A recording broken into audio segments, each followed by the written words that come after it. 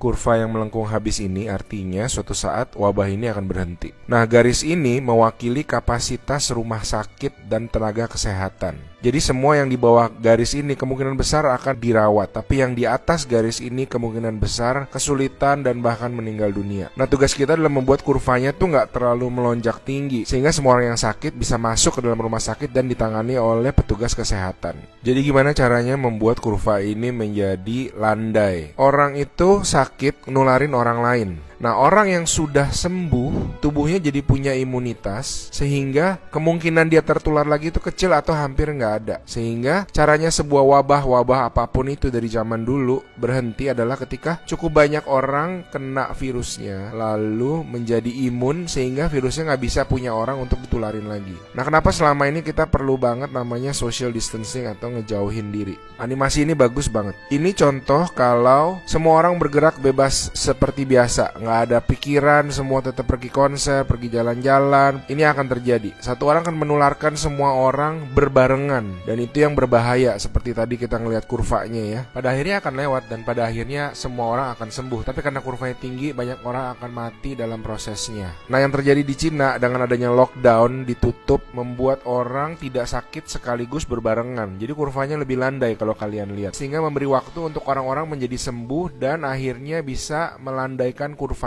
Nah, sekarang kita lihat kalau kita lakukan namanya social distancing, yaitu kalau nggak harus banget nggak usah pergi keluar, kalau nggak penting-penting banget nggak usah ketemu temen, nggak usah ada social function, semuanya ditunda dulu. Kita lihat apa yang terjadi.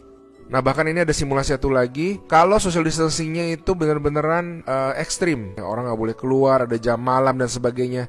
Ini yang terjadi. Kita lihat beda banget kan. Jadi ada orang yang akan tetap sakit, tapi mereka bisa masuk rumah sakit dan dirawat.